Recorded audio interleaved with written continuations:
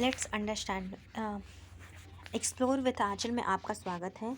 आइए हम बायोग्राफी पढ़ते हैं जॉन गाल्सवर्दी के, जो कि टीजीटी के एक राइटर, एक महत्वपूर्ण राइटर हैं। जैसा कि हम जानते हैं कि हमारे राइटर्स में शेक्सपियर, वर्ड्सवर्थ, मिल्टन और एक महत्वपूर्ण राइटर जॉन गाल्सवर्दी हैं। इनसे भी बहुत सारे प्रश्न आते हैं, तो हम इनके बायोग्राफी को क्लियर करेंगे। इसके बाद हम आगे की चीज़ों को पढ़ेंगे धीरे धीरे। तो बायोग्राफी, इनका जो बर्थ होता है वो 1867 में होता है और उसके बाद डेथ 1933 में है। आगे बढ़ते हैं, इनका टाइमिंग देखते हैं, क्योंकि बहुत सारे एग्ज़ाम्स में लगातार मतलब कि कभी कभी उसका एग्जैक्ट डेट भी पूछ लिया जाता है। तो 14 अगस्त 1867 में Kingston upon Thames river in England, UK में इनका बर्थ होता है। इसके बाद इनका जो डेथ होता है वो 31 जनवरी, याद करने का तरीका 1933 एट हेम्पस्टेड इंग्लैंड यूके में होता है। याद करने का तरीका आराम से, कि जैसे कि 15 अगस्त हमारा होता है तो उसके एक दिन पहले 14 अगस्त यानी कि 14 अक्टूबर, उस दिन इनका बर्थडे। और उसके बाद महात्मा गांधी 31 को, वो उनको 31 को, तो उसके बाद उससे हम याद कर सकते हैं इनको।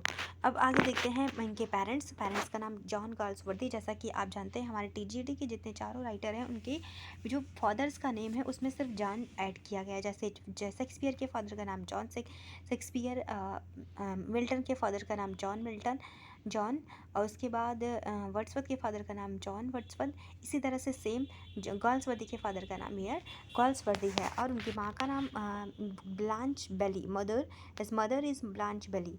Now let's proceed further.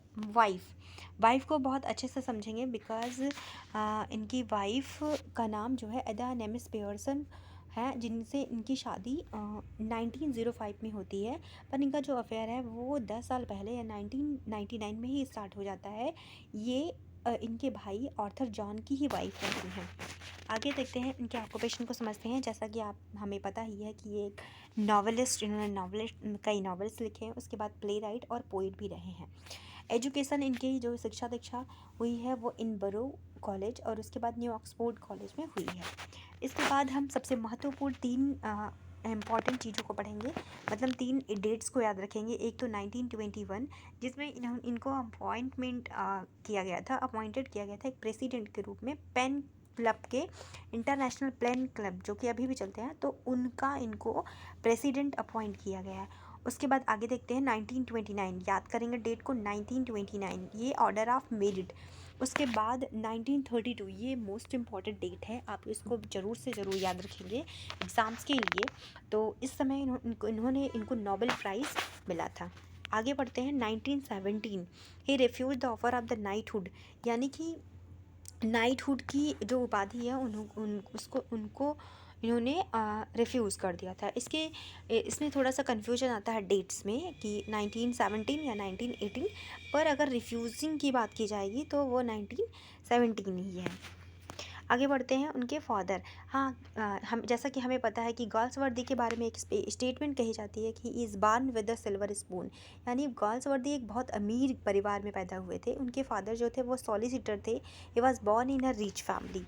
इसके बाद थोड़ा सा इनका जो है जैसा टाइम पीरियड है, तो 1881 से 1886 तक ही अटेंडेड द बरो college. After that he has मतलब ऑक्सफोर्ड, पहले उन्होंने बॉरे कॉलेज में पढ़ा, फिर उसके बाद फिर ऑक्सफोर्ड कॉलेज में पढ़ा। फिर उसके बाद 1890 में ही बिकेम द बैरिस्टर, यानी इन्होंने वकालत की पढ़ाई करी। जैसे कि इनके फादर का प्रोफेशन रहा था सॉलिसिटर, तो उन्होंने इनको भी उसी में आगे बढ़ाने के मतलब कि उन्हें उसी क्षेत्र में डालने की कोशिश की। तो उस क्षेत्र में आगे बढ़ते हुए इन्होंने 1890 में अपनी बैरिस्टर की पढ़ाई पूरी करी। पर उन्हें कोई इंटरेस्ट न होने की वजह से वो अपना इंटरेस्ट बिजनेस में लेना स्टार्ट कर दिए। उसके बाद वो बिज़नेस के ही लिए घूमना स्टार्ट किए, जिनमें उन्होंने कनाडा, साउथ सी और एशिया की ट्रैवलिंग की। आफ्टर दैट देखेंगे a time most important which is 1893, he met his friend Joseph Conrad उनके जब इन्होंने लिटरेरी कैरियर की स्टार्टिंग की। द मोस्ट इम्पॉर्टेंट, आपके एग्ज़ाम में बार बार ये पूछा जाता है कि जोसेफ कॉनराड कौन थे? तो जोसेफ कॉनराड के टाइम पीरियड में ही इन्होंने मतलब कि साथ ही इन्होंने लिटरेरी करियर स्टार्ट किया था। अब 1895 he begins his relation with the other Mrs. Pearson. जैसे मैंने आपको पहले ही बताया कि before the marriage of his 10 year he started his affair with his brother's wife Ada M.S. Pearson. The time is 1895. आगे बढ़ते हैं. Further John's wife वही आगे बढ़ते हैं. 1905 he married to her. Yes.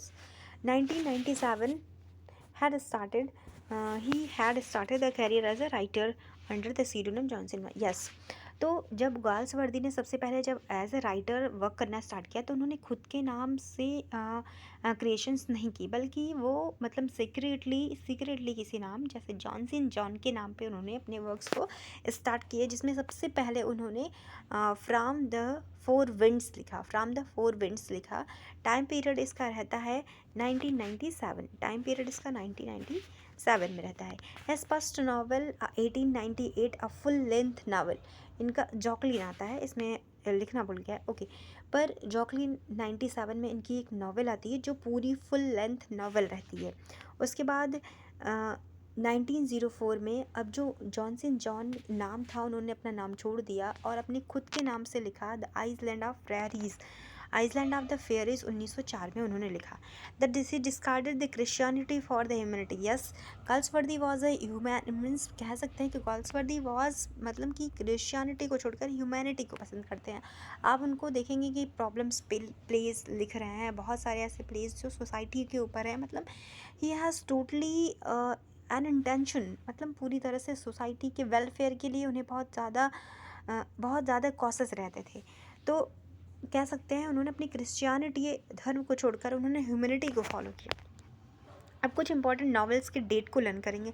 जैसे कि अब मैं बारी बारी से जो नॉवेल्स होंगे उनके बारे में भी मैं आपको डिटेल देती रहूँगी, पर अभी इनके पहले हम क्योंकि हम गाल्सवर्दी की बायोग्राफी पढ़ रहे हैं तो हम इसे भी याद करेंगे. 1906 the silver box. 1906 the man of property is the first novel of his first trilogy. इसके बारे में भी हम बताते हैं. 1909 द स्ट्राइफ. हम जानते हैं कि गाल्सवर्दी के जितने भी नॉवेल्स या फिर प्लेज हैं उनके most of the themes question में डायरेक्टली आते हैं. तो स्ट्राइफ. उसके बाद 1910 में जस्टिस, फिर 1914 में डेली न्यूज, फिर 1922 में फॉसाइट सागा.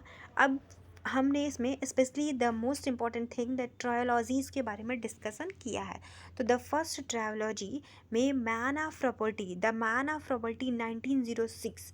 फिर उसके बाद दूसरा है इंडियन समर फॉर साइट 1918. फिर 1920 में 2 आता है. इसमें जो भी ट्रायोलॉजीज़ हैं उसमें 5 क्रिएशन आपको दिख रहे हैं, जिसमें से 3 नॉवल और 2 इंटरल्यूड हैं. तो इसमें इंटरल्यूड ये इन चांसरी एक इंटरल्यूड है, नहीं इंडियन समर नाइट फॉर ये वो इंटरल्यूड. उसके बाद इन चांसरी नॉवल, फिर अवेकनिंग इंटरल्यूड, फिर टूलेट भी नॉवल है. फिर सेकंड ट्रायोलॉजी की बात करेंगे तो 1924 से 1928 तक. इसमें पहला क्रिएशन द वाइट मंकी जो कि एक नॉवल है. फिर द ए साइलेंट वूविंग जो कि एक इंटरल्यूड है. फिर silver spoon novel, passer by interlude with swan song. Last and the third trilogy 1932 में लिखा गया maid in waiting. First creation maid in waiting and flowering wilderness. These are the and the third is over the river. These are the 3 creation of the third trilogy. And we can see that he was successful playwright, and also he was a successful novelist.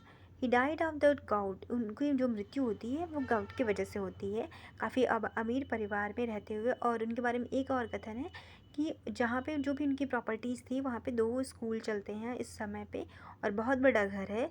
मतलब he was rich, और rich होते हुए भी उन्होंने एक बहुत बड़ा योगदान साहित्य में दिया है. Thank you.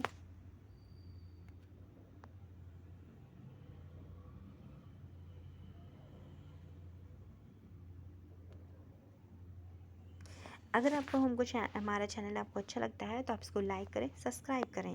Thank you class.